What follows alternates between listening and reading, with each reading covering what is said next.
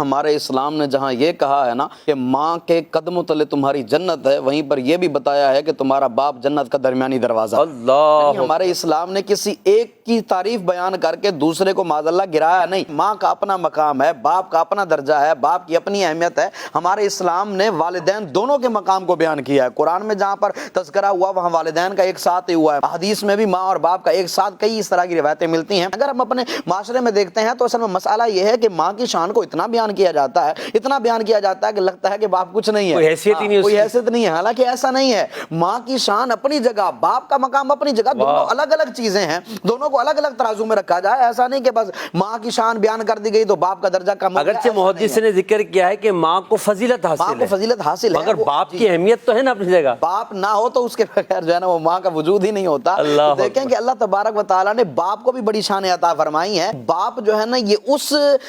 دھوپ میں کھڑے ہوئے درخت کی طرح ہے، اس سایہ دار درخت کی طرح ہے جو خود تو دھوپ میں کھڑا رہتا ہے لیکن اپنی اولاد کو، اپنی شاخوں کو، اپنے پتوں کو، اپنے پھلوں کو جو ہے وہ چھاؤں کے اندر رکھتا ہے۔ اسی طرح جو باپ کا مقام و مرتبہ ہے کہ باپ خود سارا دن کام کرتا ہے، خود ساری محنتیں کرتا ہے، کس سے قرض لینا ہو تو گھر والوں کو نہیں بتاتا کہ گھر والے پریشان نہ ہو جائیں، خود اگر تکلیف میں ہے، پردیس میں ہے یا کہیں پر بھی ہے تو گھر والوں کو نہیں بتاتا کہیں بچے پریشان نہ ہو جائیں، بچوں کی والدہ پریشان نہ ہو جائے۔ یہ ساری محنت و مشقت و اذیت و تکلیفیں وہ کس لیے برداشت کرتا ہے؟ تاکہ میری اولاد سکھ کا سانس جو ہے وہ لے سکے، اپنی اولاد کے لیے ساری محنتیں کرتا ہے۔ اور اسی لیے باپ کا مقام آقا علیہ السلام نے بارہا بیان فرمایا ہے۔ وہ ایک بندہ نہیں آیا تھا آقا علیہ السلام کی بارگاہ میں آگے کہنے لگا جی میرا باپ جو ہے نا وہ مال اڑا دیتا ہے سارا میرا، میں اتنی محنت سے کما کے لاتا ہوں۔ آقا نے فرمایا اس کے باپ کو بلایا جائے۔ اس کے باپ کو بلایا گیا۔ اس کے باپ کو نے جیسے سنا کہ مجھے آقا علیہ السلام نے بلایا، وہ بیچارہ بڑا پریشان ہوا کہ پتہ نہیں کیوں مجھے آقا نے بلایا ہے، دل میں کچھ اشعار ترتیب دیتا ہوا تھا۔ آقا علیہ السلام کی بارگاہ میں آیا نا،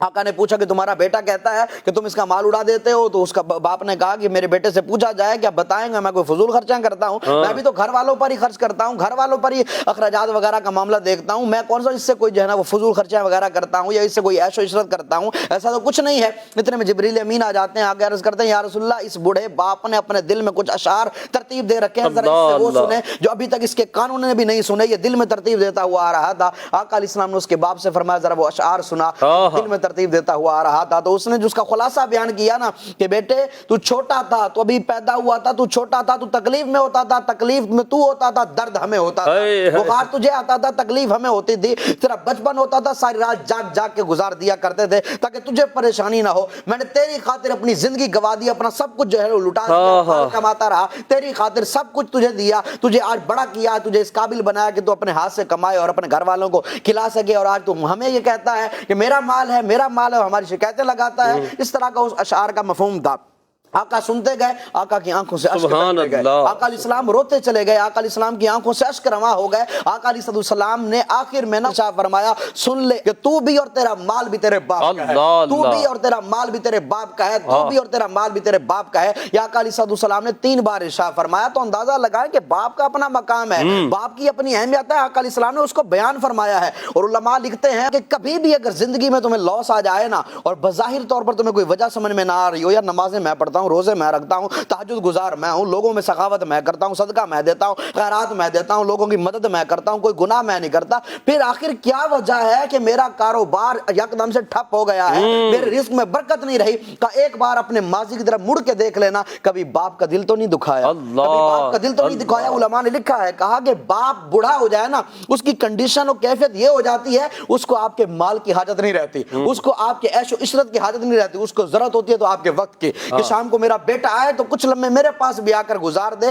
اور اسی طرح کہا کہ اپنے باپ سے مشورہ کر لیا کرو کہ بابا میں یہ کام کرنے لگا ہوں،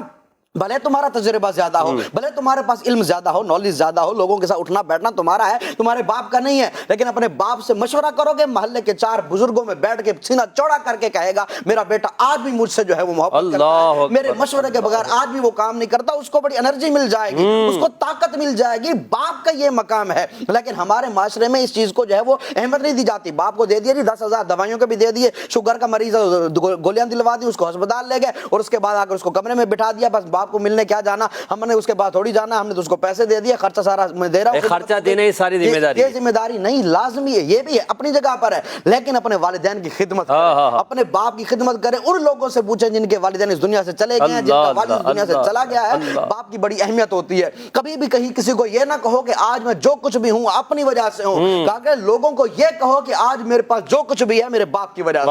आज अगर मुझे पढ़ाया लिखाया इस काबिल बनाया है तो ये सारे का सारा क्रेडिट मेरे बाप को जाता है। तुम ये कहोगे तुम्हारे बाप का सीना भी चौड़ा हो जाएगा, उसको हौसला भी मिलेगा,